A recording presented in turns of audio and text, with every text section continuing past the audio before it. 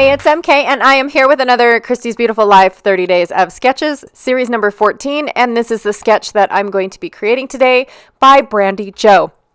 To be honest, I'm only going to be doing the left-hand side of this sketch because I'm going to be making another 8.5 by 11 page. I promise you guys, they're not all going to be 8.5 by 11s for the month. I just have to finish up a couple more photos or a couple more layouts, and then I can finally, yay, move on to 2022. I am just so excited to be done with 21. I can't believe how long it's taken me. All right, so these are the elements that I have picked out. I try not to go too much over what I've already picked out because they were in the prepping for March videos that I did back in February. I just wanted to go over really quickly all the pieces that were still in my envelope, just in case you didn't catch those specific videos, which I don't blame you. They're long, for one, and for two, they go by super fast. So these two pieces here were a kit that I had put together back in January, going through some of my papers and whatnot, from Kawaii Paper Company. I'm not really sure exactly if that's the paper company or if they have another name. I just remember the word Kawaii. And so I put them together because I really, really liked them together. And then I added a 49 and Market Brown reads as a solid piece. And then my Ginger Snap piece left over from Pretty Little Studio from when I did Kit Conspiracy. So I've got a couple scraps going on, and I'm just going to turn around and use those for my layout and my photo mats and whatnot. So here I'm just trying to decide what paper do I want where, because I don't have a large enough piece to make it 8.5 by 11 like I was hoping to. So I'm going to go ahead and try to figure out exactly what it is that I'm gonna do here. I do end up having to makeshift an 8.5 by 11, but I end up liking how it looks, even though it wasn't really part of the sketch. So I'm going to bring these two pieces together, the 49 and Market and the Kawaii paper. I'm going to merge them together so that way I can make an 8.5 by 11, but I don't really... but it's not really part of the sketch. So I try to figure out how to merge those two later in the video. Now here, whoops, I forget to cut them down to 11. So I'm actually making 8.5 by 12 layout. Oh, well, I've done it before. It just sticks out roughly 3/4 of an inch because the page protectors are actually longer, a little longer than 11 inches. So that way they nestle down into the page protector. But other than that, I just, yeah, it's okay. It's not going to bother me too much that it sticks out just a little bit. It'll still be protected by my 12-inch papers. So I'm not... or my 12-inch page protectors, so I'm not too worried or concerned about it. For my page protectors, by the way, I've been asked several times, where do I get my page protectors, all the different sizes, yada, yada, yada, from several places. The first place that I go if I don't find what I'm looking for is scrapbook.com. Normally, I go and buy the bulk set of papers from Close to My Heart. I'm very, very sad that they will be closing their doors in January. It does make me super sad. I've had lots of people reach out to me about it as well. I don't know the particulars about it. I don't know anything. I just got back from a cruise and found out the bad news. In all honesty, yeah, I don't know, you guys.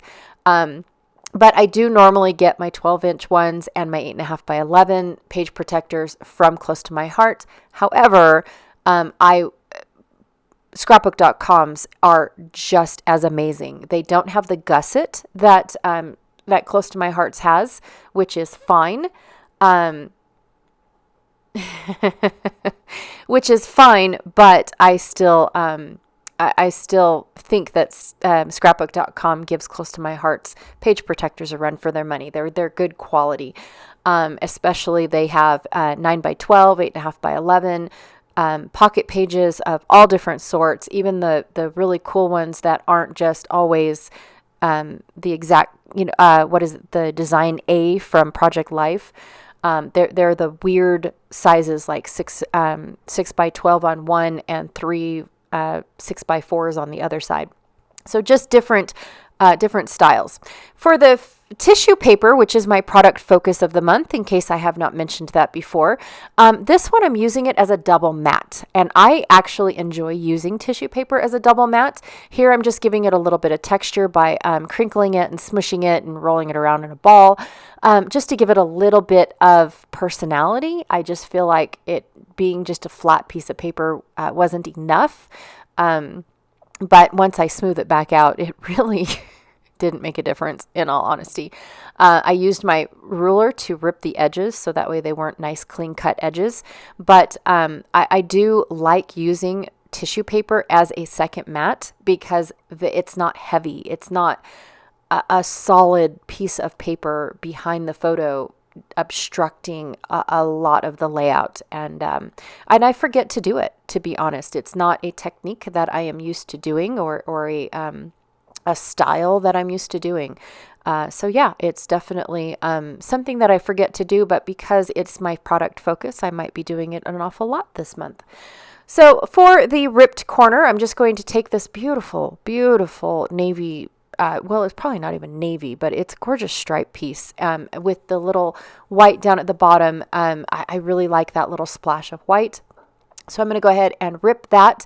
I used my ruler to give me a guide, but I really waved my paper back and forth, giving me a more jagged edge than what the ruler would have given me if I went straight on the ruler, if that makes any sense. So I went ahead and just used that to rip it up. And now my crease that I had to make to makeshift an 8.5 wide page, it's slowly disappearing because now I'm going to be adding my photos, and instead of having two photos side by side, I'm going to have them go up and down. So I'm altering the sketch in order to work with what I have to work with. And now my little crease of I had to use two different scraps works out a lot better than I had hoped, because it's getting covered up by the photos. And for the confetti in the background, I'm going to be using these stickers. And I can't remember exactly where I got the stickers, but they're a nice little collage. I think they're actually called art journaling stickers more than they are for scrapbooking. I definitely am the type of person that likes to look in unusual places for unusual scrapbook supplies. That's the name of my game, right? That is basically the subtitle of my shop, is unique embellishments for your scrapbook pages, because that's what I like. I like things unique, and sometimes you have to look outside the scrapbooking actual industry to find these things. And a lot of people like doing art journaling or mixed media journaling pages and things like that really express their, it's almost like a diary. It expresses their mood and feel of the week, the day, the month, in an art form, based off of what they use on that one page. And it's usually an A5 book, which I couldn't even tell you what that size is, to be honest. I've just heard the word, A5. So it's not very big. It's not like they're doing a full art journal on a 12x12 or a 12x24 book. It's quite small and very handy to have, but a lot of people use a lot of mixed media and whatnot on these art journaling pages. And one of the things that they like is to keep it thin. Like the most texture that there was texture paste or modeling paste through a stencil. And that's the only dimension that they will have on their pages. And so when it comes to stickers and things, they're usually see-through like these ones are, or very, very thin. And so some of that might deter scrapbookers because they like the higher quality of product. But once you get it on your page and you have it in your album, Are you really going to know the difference whether or not that was a thin piece of paper or a thick piece of paper? I'm just asking. I'm not trying to raise questions of controversy or get into a dispute. I'm just asking the question. Once you finally put it in an album, are you really going to know the difference of what paper you used or what product you used? In all honesty, other than the fact that I really like bulky pages. I don't like every single one of my pages being bulky, but I do like bulky pages. All right, so I took those art journaling stickers and I kind of made a collage to represent the confetti that is in the sketch of Brandy Joe's sketch. I didn't want it all over the place because I didn't want to take away from my background paper, my wood grain. But I definitely wanted to draw a little bit of attention to the upper left of my layout.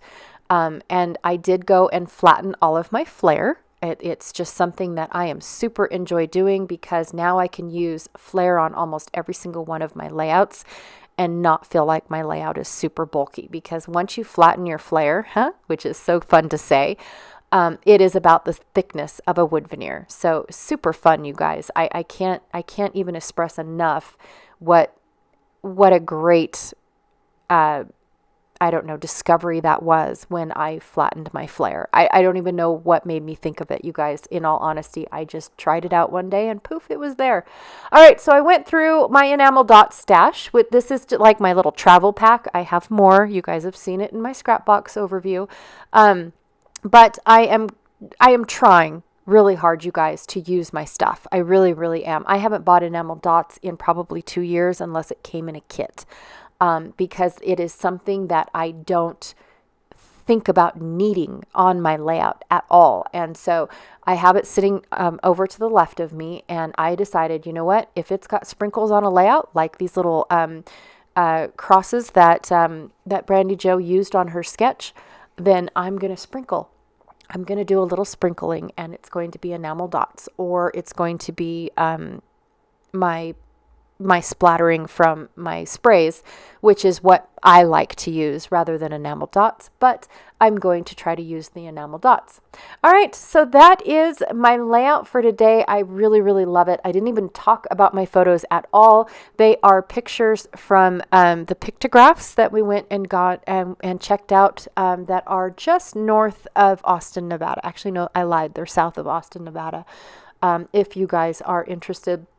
And I do have a few more layouts and whatnot about what pictographs are that go in a lot more detail. These are just some gorgeous rocks that I couldn't help taking pictures of. And one of my favorite things to do when you have a monochromatic photo is bring some color into it. And then that way the photo seems to shine a little bit more, and you can start pulling out those colors in the photo that you introduced by adding that paper or that color into your paper or page. All right, you guys, so I've got a couple links down below for Christy's Beautiful Life 30 Days of Sketches. One is a playlist, and the other one is the Facebook group, in case you guys would like to go and check out all the other series that we have available. And I will check y'all later. All right, bye.